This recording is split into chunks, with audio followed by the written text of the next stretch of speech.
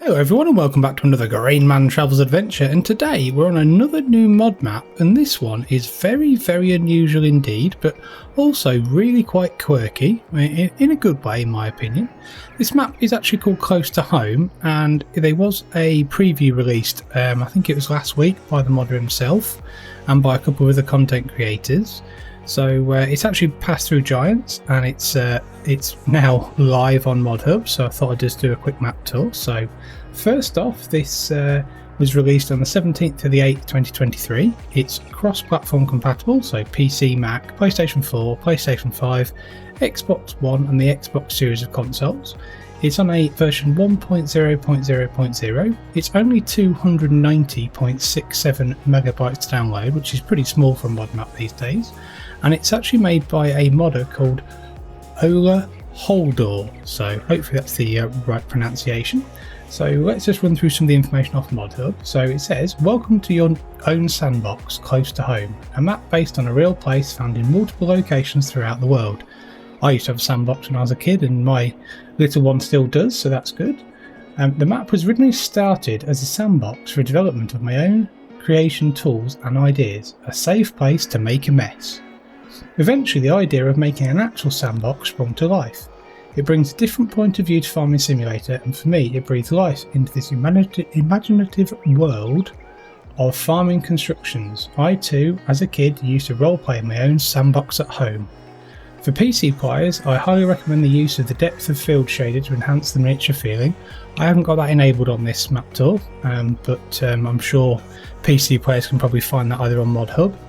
So the map contains 19 fields, 26 farmlands, some forests, there's 2 starter farms, there's a cow farm and a sheep farm, there's a BGA, there's a dairy, there's a farmer's market, we'll buy pretty much all the products you can create, a grain mill, a grain silo, a paper mill, a sawmill, a spinnery and a train system. So obviously the paper mill does require the Platinum DLC, I have that enabled on this map tour.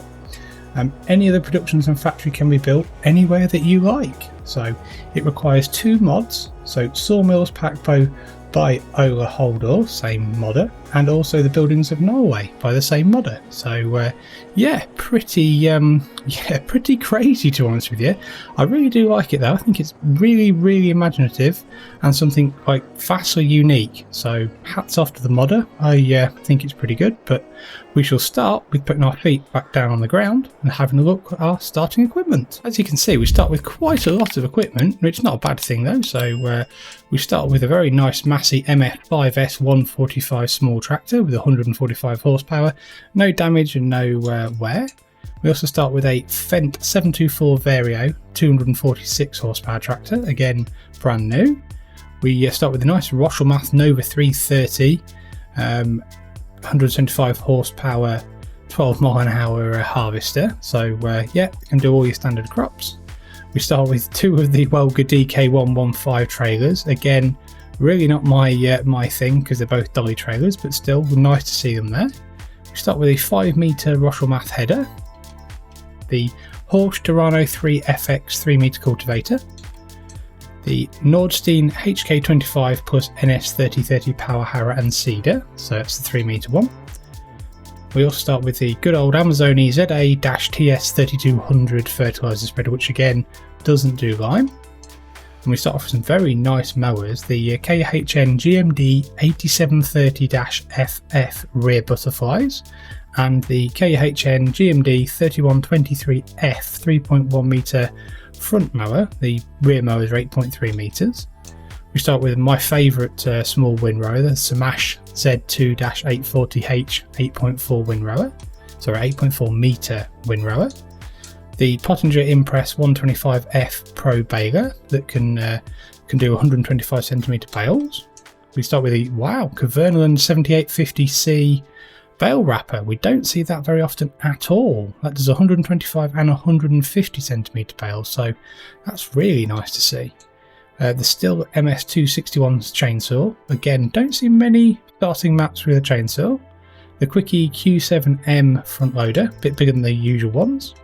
The Albert pallet fork, the Albert universal bucket, and the Albert bale spike. So 3 nice tools there. And then we get the Class W900 900 kilogram weight. And we also get the Smash Tornado 252. I think that's the snow plow or snow blower that you can fit to the front of your tractor, so that's pretty cool. And I do know that you also start with a rented Smash Jump 320, or Smash, sorry, not Smash, Smash Jump 320 snowblade, so that's pretty cool too. So some interesting bits of equipment. So this is your starting environment. As you can see, you are made to feel quite small because you've got these massive I would probably call sleepers, which are the edge of your sandbox. Then you've got some buildings where that's the house that you potentially, or the child that lives in this sandbox, that's their house, and another house there as well. So it does make you feel quite small, I must admit. So this is one of the starting barns. So you've got your bits of equipment. You also start with quite a few bits of bales, and that's straw, grass, hay, silage. That's pretty good. Some fertilizer there next to the spreader. The very nice Grainman bale wrapper there, which is, like I said in the last section, it's a bit unusual to see that, to be honest with you. So, but yeah, some nice bits of equipment in there.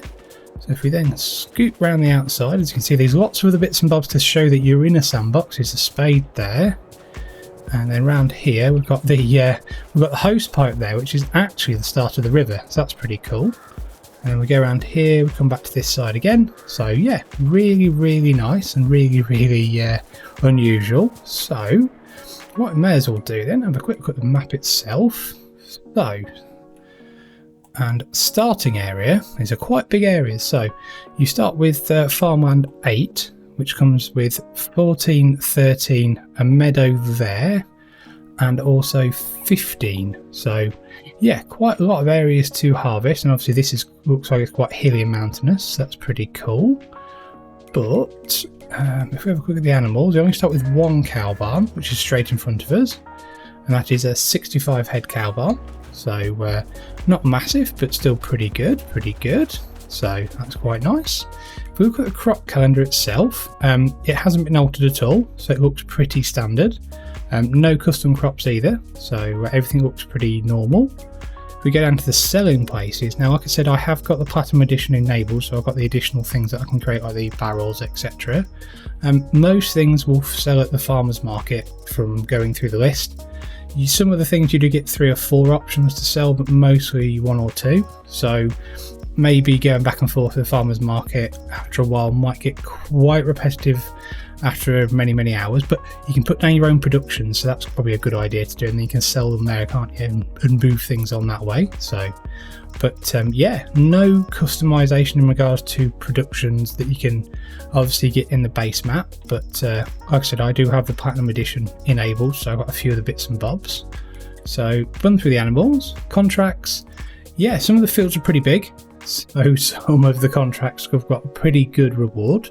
Obviously, as you buy more and more fields up, you'll get less and less contracts, but still pretty good. No productions to start with, but there's quite a lot of productions on the map, so that's a good thing. So what we'll do, scroll back up to the map, I think, have a quick look at the map itself on the PDA. So it's quite a big area, actually. It's got one central ring road that runs all the way around this mountain range in the middle. And then around that, you've also got the railway that runs all the way around. I like that idea, though. It does make it feel a bit more like you'd built it yourself when you was a child in your sand pit or something like that. You would just build a complete circle around everywhere, so that's pretty good. The fields are dotted about. They are very random in shape and size, which is a big plus point in my opinion. Might be a bit of an issue for some of your AI workers, though, but still not a bad thing. So this area here, you start with quite some smaller fields and meadows. Up here again, 2 there, 1 there. Is this one here a bit bigger?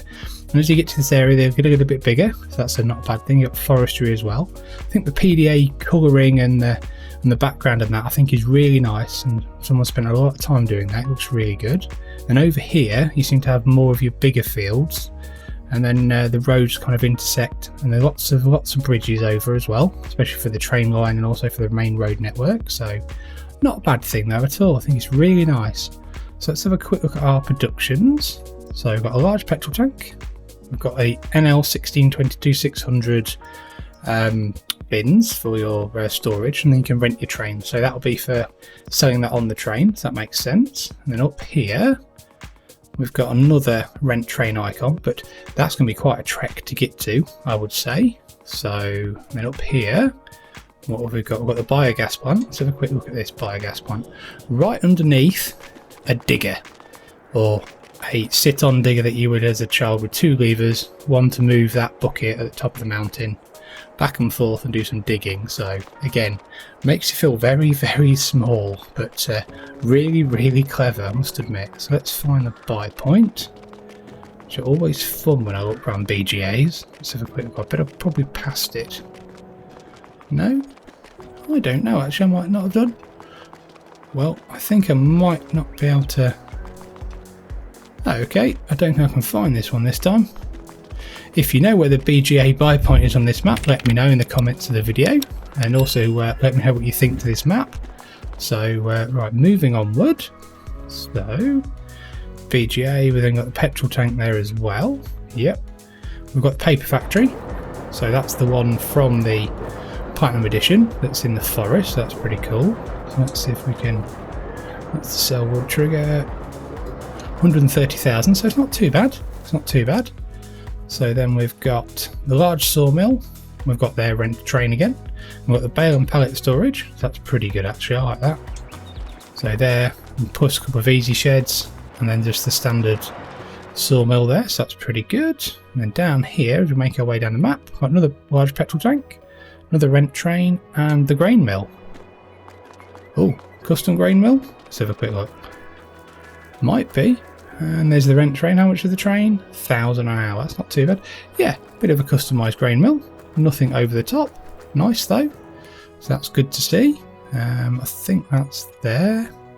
Yep. And then here, got the dairy, which is nice to see. Around here, spinnery, farmers market, which is where you sell most things. Selling station vehicles.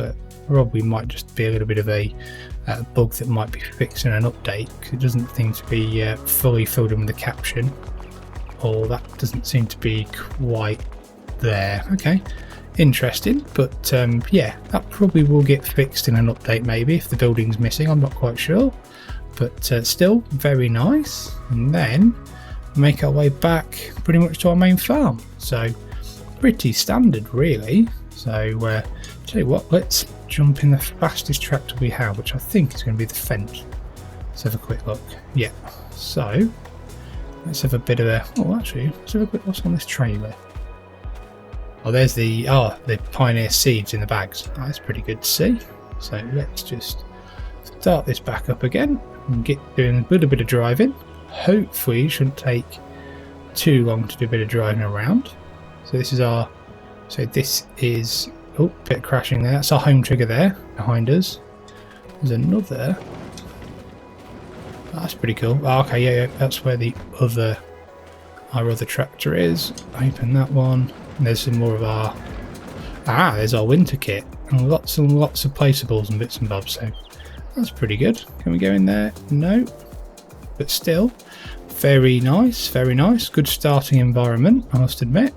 We've got our windrower and our grassland tools there, so let's make our way down here onto the main road, which I think is going to be here. Yeah, so it looks like most of the roads, they're not perfect, but then why would they be? Because you're in a sandpit, and as a child you just create any which type of sandpit or any which type of road you can think of, so that's pretty good. Right, let's literally, if we drive down here, that's just some...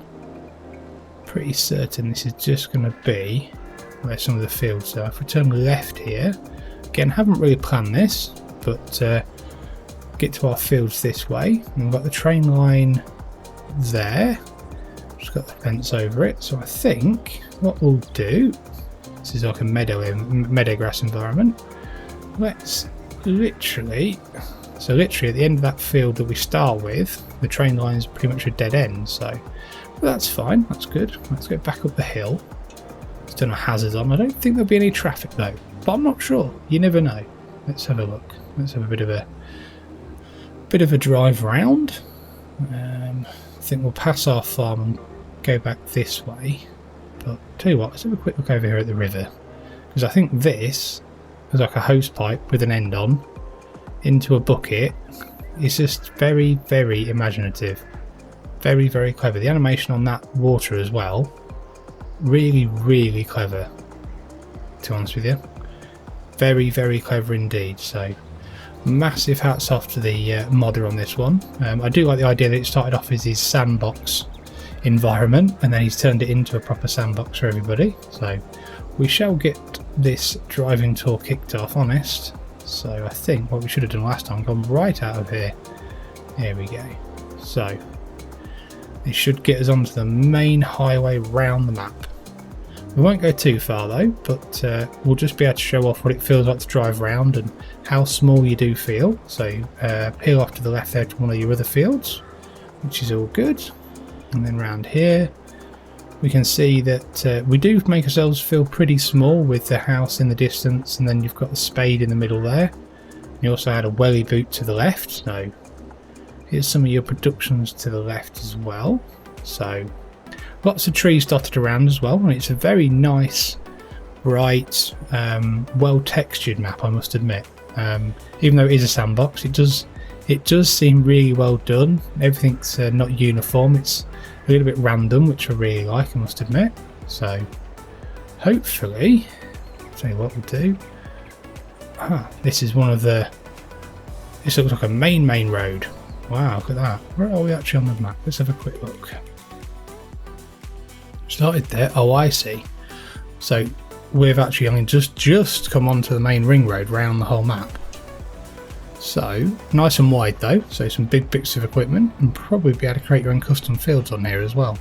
So it might be an interesting map to do a little bit of a start from scratch and then buy some areas of land, etc. So if we come around here quickly, I'm not going to take too much on with this map tool.